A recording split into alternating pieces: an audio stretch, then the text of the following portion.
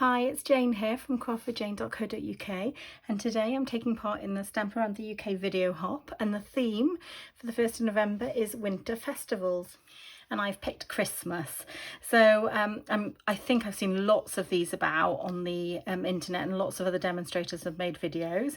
This is a little decoration for Christmas that I sometimes send out, or I'll use it as a tag. So I'll put this here and then I'll put a tag with some written details on the back on people's presents, so that they can then take it off and use it on their Christmas tree, which I just think is really cute. It's a little handmade gift and a lovely little decoration, just to be beautiful with paper, just made with the beautiful designer series paper. I have been making Christmas decorations like this and various other ones for a number of years to gift over Christmas period, and I just thought it'd be really cool to do a quick video, show you how I make mine.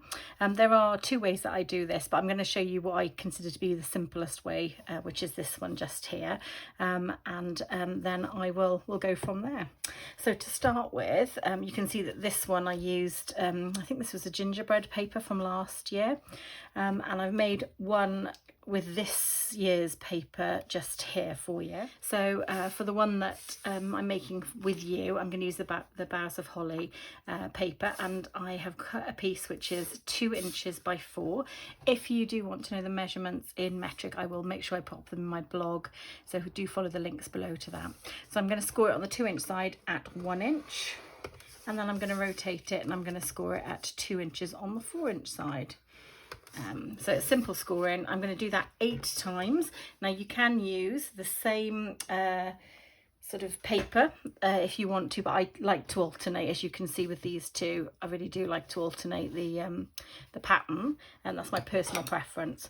And then what I'm going to do is I'm literally going to fold it in half, so you don't even need to score it, but I just think it just makes my life a little bit easier. I like the precision of the scoring because it folds it beautifully here, and it just makes it look really sweet. So I'm gonna just fold the one on the long score line just here, and then with the open end here I'm going to take the corners in, both corners, and I'm going to press that down just like that, and then I'm going to do the same on the other side. So this basically creates the area that we use to fold in to. So then you need to bring these together and fold them in half. So this is where that other score line comes into play, and I'll crease it, and it gives you just a beautiful edge, because this is going to be the edge on display.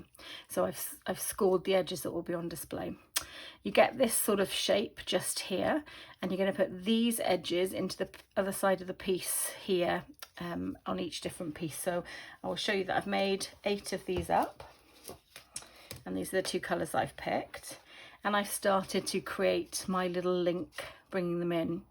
Now I am really bad at putting these in. They're very fiddly, so I'm going to take the pincer piece here, and it's facing uppermost, and then you can see I'm just slotting it into the 2, so there's a space there and there is another space just there, which I need to create like this, and I'll pop that in just there, and that creates the piece just there. So again, I'm going to carry on doing this. I might speed it up a little bit for you, but this is uppermost, and then I'm going to go into here, and I'm going to make sure I can see my 2 gaps I want to put it into just there.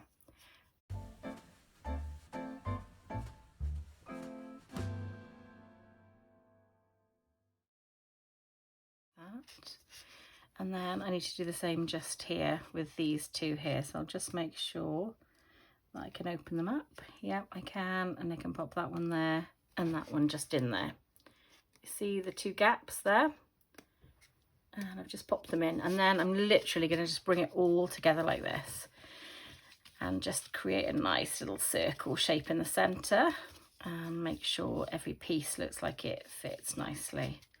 So you can wiggle it around quite a bit until you get it to the sort of shape that you're looking for, and that is the shape that I am looking for. And then I get to pick a side that I like. Quite like all of them actually. I think I'm going to stick with this side, and I'm going to work out where I might like my top to be, and I'm going to have my top just here. So look how lovely and solid that is. It's beautiful, isn't it? Just a lovely, lovely look to it. Really great for using up your scraps. You know, as you on the run up to Christmas, you could just make a load of these with whatever Christmas paper you've got left, and use them as present toppers, because they just work so well. And then people can use them as decorations. So I'm going to hole punch using my crocodile, just like this, roughly in the center of one of them, just here. And then I'm going to use some twine. So I'm going to use the Simply Elegant twine, and I might use the gold one this time. So I'll just cut a little bit off with my paper snips, like this. Pop that to one side, and then I will pop this through here like this. There we go. And then bring this up just like that. There we go. So that is just there. Then you can tie a knot in the top and make this a decoration that you could use. But I'm probably not going to knot it just yet, because I may use it as a tie on a present first. Then I am going to stamp Merry Christmas from the Christmas to Remember cling stamp set in Evening Evergreen. And next I'm going to get some glue dots. So these are my glue dots. So I'll just pop one on here, pull it off, and then one on here and pull it off. And then with this being that way, I'll try and line my sentiment up so it's not too wonky. There we go, looks quite cute. Yeah, happy with that.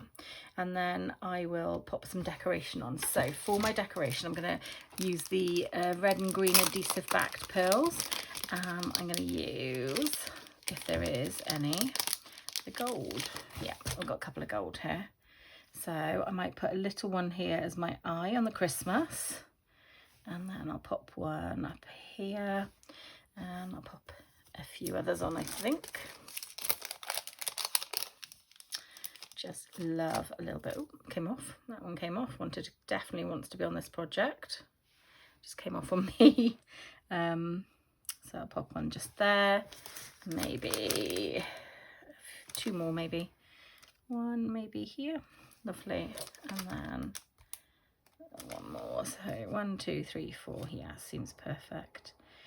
And I'll pop this one about there. Lovely. So that is my very cute little origami Christmas wreath, I guess, decoration. This is the one that I've created for today with the paper from the Boughs of Holly.